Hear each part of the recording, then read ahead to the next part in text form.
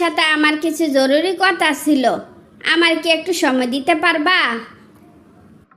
তুমি সব সময় আমার সাথে এভাবে কথা বলো কেন? আমি তো তোমার কখনো অবহেলা করি না, তাইলে আমার কাছে এভাবে সমস্যাতে হবে কেন? আসলে আমি এভাবে বলতে চাই নাই, কিন্তু কিছু সময় বাধ্য হইয়া বলতে হয়। আমি বলছিলাম কি, 10 বছর হইয়া গেল আমি ওই হসপিটাল থেকে ওই হসপিটাল দৌড়িতেছি, কিন্তু একেবারে সুস্থ হইয়া বাড়ি ফিরতে পারতেছি না। তো এখানে আমার কি করার আছে? আমি আর তোমার জন্য কি করতে পারি? আমি তো তোমার কম কেয়ার করি না। কতক্ষণ অফিসে, কতক্ষণ তোমার কাছে আমার দৌড়াইতে হয়। এত ব্যস্ততার পরও কি তোমার আমি বলছি যে তোমার আমার বিরক্ত লাগে, তোমার আর সময় দিতে পারবো না? তুমি এভাবে রিয়েক্ট করতেছো কেন? তুমি আমারে বিরক্ত না ভাবলেও তোমার আশেপাশে সবাই কিন্তু আমার খুব বিরক্ত ভাবে, অবহেলা করে। তাই তোমাকে বলতে চাইছিলাম আমার এবার বাপের বাড়ি দিয়ে আসো। তোমারে বাপের বাড়ি দিয়ে আসলে কি সব সমস্যার সমাধান হইয়া যাইব? আশেপাশে সবাই কি কইল এটা আমাদের দেখার ব্যাপার না। আগে তোমার সুস্থ হওয়াটা জরুরি দরকার, তারপর প্রত্যেকের কথার জবাব আমি প্রত্যেককে একটা একটা করে দিব। বাদ দাও এসব কথা। আমার শরীরের যে অবস্থা, মনে হয় না আমি আর কখনো সুস্থ হয়ে উঠব। তাই তুমি আমারে বাপের বাড়ি দিয়ে এসো। বাসি মরি সেখানে থাকি, তুমি আবার বিয়ে করে নতুন করে সংসার শুরু করো। তোমার কথা শুনা হাসবো নাকি কাঁদবো বুঝতেছি না। তোমার কাছে কি মনে হয় বিয়েটা একটা পুতুল খেলা? মন চাইছে বিয়ে করলাম, আবার মন চাইছে ছেড়ে দিলাম। ফালতু কথা বাদ দিয়া জরুরি কোনো কথা থাকলে বলতে পারো। তুমি কিন্তু আমার কোনো কথায় পাত্তা দিতেছ না। পরে কিন্তু তোমার হাই হাই করণ লাগবো, তখন আমারে কিছু কইতে পারবা না। অসুস্থ বনিয়া 10 বছর কাটাইয়া দিলাম, আর সামনে 10 বছর কোন দিক দিয়া চলে যাইব টেরও পাইব না। তাইলে এত টেনশন না আর কি আছে? তৈরি হইয়া থাইক, রাতের খাবার আমার বাইরে খাবো। তুমিও পারো বটে, আল্লাহ তোমার অনেক ধৈর্য দিছে। তোমার এত যত্নের কারণে আমি এখনো বেঁচে আছি। জানি না তোমার মতো স্বামী কয়জনের আছে। এত গাজর পাম মূলা পাম দেয়া লাগবো না, তৈরি হইয়া থাইক। Take care, bye bye. ওইটা শাওনের মতো লাগতেছে না? যাই শাওনের সাথে একটু কথা বইলাই। কি রে ভাই, তোর এই অবস্থা কেন? আহারে, এমন একটা মাইয়ারে বিয়া কইরা একেবারে শেষ হইয়া গেলি। তোমার কি আজাইরা থাইকা কোনো কাজ নাই? যখনই আমারে দেখো তখনই কোনো না কোনো কথা খুশা মেরা বলতে থাকো। আসলে এভাবে কথা বললা কি মজা পাও কত? আজকাল কাউরে পরামর্শ দিতে নাই, উচিত কথা কইলে কেউ পছন্দ করে না। ঠিক আছে, কইলাম না আর উচিত কথা। তুই যদি রোগাটে বনিয়া সংসার করতে পারস, তাইলে আমার এত অসুবিধা হইব কেন? যা যা, কই যাবি যা। বাজান, আমি বলছিলাম কি, তুই আবার বিয়ে কর। তোর একটা ভালো কিছু যদি দেখে মরতে না পারি, মরেও শান্তি পাবো না। তাই আমি আবার তোরে বিয়ে দিতে চাই, তুই আর না করিস না। মা, আসলে বুঝলাম না, আমার রোগাটে বনিয়া আমার কোনো মাথা ব্যথা নাই, তাইলে তোমাদের এত সমস্যা কেন বুঝলাম না তো। যারা আমি নিজে পছন্দ করে বিয়ে করছি তারে সাইডে আমি থাকবো কেমনে কও?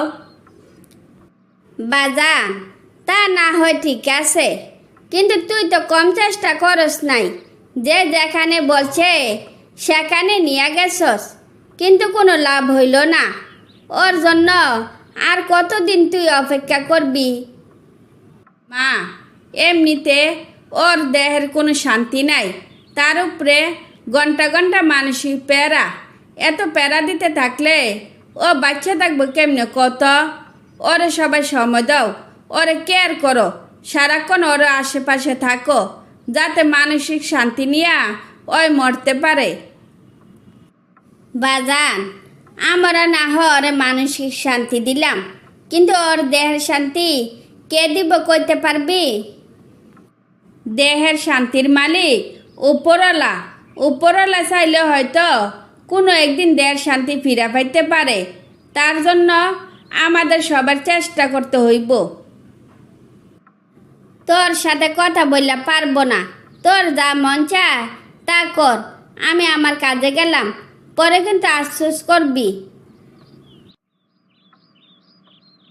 দোস্ত, ভালো একজন ডাক্তারের খবর পাইছি। তুই চাইলে তোর বউরে দেখাইতে পারস। কপাল যদি ভালো হয় হয়তো ভালো হইতে পারে। তুই সিরিয়াল দিয়া রাখিস, আমি সময় কইরা ওরে নিয়ে যাব। ওর ডাক্তার দেখানোর ব্যাপারে মারে কিছু জানাইবি না। ঠিক আছে, আমি তাইলে সিরিয়াল কাটতে রাখবো, তুই ঠিক সময় চলে যাইস। কি ব্যাপার, তোমার আজকে খুব হাসি খুশি লাগতাছে? কি কোনো খুশির খবর আছে নাকি? না, তেমন কিছু না। অনেক দিন হয়ে গেল সবাই আমার খুব যত্ন করে, খুশা মেরে কেউ কোনো কথা শোনায় না। দেহের শান্তি না পাইলেও মনের শান্তি কোনো অভাব নাই, তাই এত হাসি খুশি লাগতেছে। তোমার আরও একটা খুশির খবর আছে। ভালো একজন ডাক্তারের খবর পাইছি। কালকে সকালে তোমারে ডাক্তারের কাছে নিয়ে যাব। চেষ্টা করে দেখি তোমার জীবনে শান্তি এনে দিতে পারি নাকি। জানো, আমার শরীরে কোনো ব্যথা নাই, নিজে নিজে একটু একটু করে হাঁটতে পারতাছি। আজকে আমার খুব খুশি লাগতাছে। টেনশন নিও না, ইনশাল্লাহ তুমি সুস্থ হয়ে উঠবে। তুমি যে হাঁটতে পারো এই খুশির খবরটা সবারে দিয়ে আসি। তারপর ঐশী আস্তে আস্তে সুস্থ হয়ে উঠলে হাসি খুশিতে সবাইকে নিয়ে জীবনযাপন করতে থাকে। মা, তোমার একটা কথা বলি, কথাটা মনোযোগ দিয়া শূন্য। আমি বলি কি, আমার বিয়ার চিন্তা তুমি একেবারে বাদ দিয়া দাও। তোর বিয়ার চিন্তা আমি বাদ দিব কেন? বিয়া করতে তোর কি সমস্যা? মা, তুমি বুঝো না কেন? আমার তো বয়স তো আর কম হয় নাই। আজও কি পারছ আমার বিয়া করাইতে? পারো নাই। আর এদিকে আমার বয়সের সাথে সাথে রনিরও বয়স বাইরে যাইতে আসছে। তাই কইছিলাম কি, আমার বিয়ার কথা বাদ দিয়া রনিরে বিয়া করাইয়া দাও। শোন, আমি তোর মা, আমি তোর সাথে কম বুঝি না। আমিও হালসারের মতো কেউ না, যেভাবে পারি আমি তোর বিয়া করাইয়ে ছাড়বো। মা, তুমি কিন্তু সবসময় চাইলেন বেশি বুঝো। এমন একটা সময় আসবো তোমার আমও যাইব, সালও যাইব, তখন হাই হাই করলেও কোনো লাভ হইব না। তুই আমার শালা বলতে কি বুঝাইছস? তোরে না কইছি সব সময় বেশি কথা কইবি না। তুমি তো সবই বুঝো, অযথা না বোঝার বান করো না।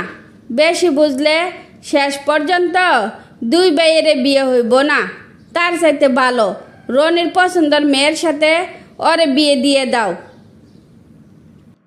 তোর সাথে আমার কথা বললা কোনো লাভ হইব না। তুই কই যাবি যা, আমি নান্টুর সাথে একটু কথা বললে আসি। চাচি, এ অসময়ে আপনি আমার বাড়িতে? আপনার এত কষ্ট করে আসার কি দরকার ছিল? আমারে খবর দিলে তো আমি নিজে নিজে চলে যাইতাম। আমার দরকারে আমি আইছি। এখন আসল কথা শোন, মনিরের জন্য যেভাবে পারস, যেখান থেকে পারস একটা মেয়ের ব্যবস্থা করে দে। যত টাকা লাগুক, 1 সপ্তাহের মধ্যে আমি আমার ছেলের বউ চাই। চাচি, আমার কি করার আছে? আমি তো আর কম মেয়ে দেখাই নাই। মেয়েরা আপনার ছেলেরে কেউ পছন্দ করে না। সেখানে আমার কি করার আছে কোন তো? শোন নান্টু, আমি এত শত বুঝি না। আমার ছেলের বউ চাইয়ে আমার ছেলের চাইতে কত খাটো ছেলে, টাকমাতলা কালো বিশ্রী ছেলের ভালো মেয়ের সাথে বিয়ে হয়, তাইলে আমার ছেলের বিয়ে হইব না কেন? চাচি, আপনার ছেলের তো আরও একটা দোষ আছে, এমনিতে খাটো আবার বয়সও মেলা, তাইলে মেয়েরা আপনার ছেলেরে পছন্দ করব কেমনে কন? তারপরও আরেকবার চেষ্টা করে দেখি কিছু করতে পারি নাকি। চাচি, একটা ভালো মেয়ের সন্ধান পাইছি, দেখতেও বেশ ভালো, কিন্তু ঘরে সৎমাটা তেমন সুবিধার না, জামাই আপ্যায়ন মনে হয় না করব। এখন আপনি যদি রাজি থাকেন তাহলে মেয়ের বাবার সাথে কথা বলবো।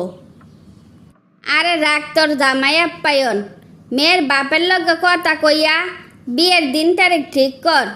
আমার এক ছেলের জন্য আরেক ছেলে বুড়ো হইয়া যাইতে আছে, তাই কোনো রকমে বিয়া করাইতে পারলে বাঁচি। বউ, তুমি কি জান্না শুনা আমার মন থেকে মাইনা নিছ, নাকি সৎ মায়ের সাফে পয়রা আমার বিয়ে করতে রাজি হইছ? আমি আপনার সবকিছু জানি শুনা বিয়েতে রাজি হয়েছি। আসল কথা হয়েছে চেহারা লম্বা সেটা কোনো ফ্যাক্ট না। আপনার মনটা যদি সুন্দর হয় তাহলে আপনার প্রতি আমার কোনো অভিযোগ থাকবো না। আমি দেখতে যদি সুন্দর নাও হই, এই গ্যারান্টি তোমার আমি দিতে পারি। আমার কাছ থেকে তুমি কোনো দিনও দুর্ব্যবহার পাইবে না, আর এই বাড়িতে তুমি সারা জীবন সম্মানের সাথে থাকতে পারবে। কি গো শাশি, কি ব্যাপার? বউ আসার পর থেকে তো আপনার কোনো চেহারাই দেখি না। কই থাকেন, কি করেন? কি সুন্দর বউ নাকি? সারাদিন নিজে কাজ করে খাওয়ান লাগে, তার জন্য কোনোখানে যাইতে পারেন না? তোরে কে কইল সুন্দর বউ আনছি দেখা আমার সারাদিন কাজ করে খাওয়ান লাগে? তুই কল্পনাও করতে পারবি না সব দিক থেকে আমার ছেলের কত বড় রাজকপাল। আপনার ছেলের কত বড় রাজকপাল কেমনে হইল আমি তো বুঝলাম না। আমার একটু বুঝাইয়া কোন তো। আমার বৌমা শুধু দেখতে সুন্দর না, যেমন তার রূপ তেমন তার গুণ, অমায়িক ব্যবহার। মা কইয়া ডাকলে আমার পরানটা জুড়াইয়া যায়। এমন বউ যে আমার ছেলের কপালে আছে, এখন আমি নিজের বিশ্বাস করতে পারতেছি না। যাক, শেষ পর্যন্ত আপনার মনের আশা পূর্ণ হইল। আমারও খুব ভালো লাগলো, এত ভালো একটা বউ পাইছেন। বউ নিয়া আমাদের বাড়িতে ঘুরতে যাইয়েন, মা দেখলে খুশি হইব। বৌমা, তুমি যে সারাদিন কাজ করো আমার তো ভাল লাগে না। এই বাড়িতে থাকতে এমনিতে তোমার অনেক কষ্ট হইতেছে, তার উপরে আবার কাজটা যে করণ লাগে, ব্যাপারটা আসলে কেমন দেখায় না? মা, সত্যি কথা বলতে কি, আমার বাবার বাড়ির চাইতে আপনাদের বাড়িতে আমি শতগুণে ভালো আছি। আপনাদেরকে পাইয়া আমি আসলে খুব খুশি। বৌমা, আমার ছেলেরে পাইয়া আসলে তুমি ভালো আছো তো? আমার ছেলে দেখতে যেমন হোক না কেন, তার মনটা কিন্তু খুব ভালো, তোমারে খুব ভালো রাখবো। আমিও আপনাদেরকে নিয়ে সারা জীবন এভাবে হাসি খুশিতে জীবন কাটাতে চাই। আমি যেমন একটা পরিবার পাবো কোনোদিনও কল্পনা করি নাই। আসলে আমি খুব ভাগ্যবতী। তারপর সবাই হাসি খুশিতে বাকি জীবন অতিবাহিত করতে লাগলো।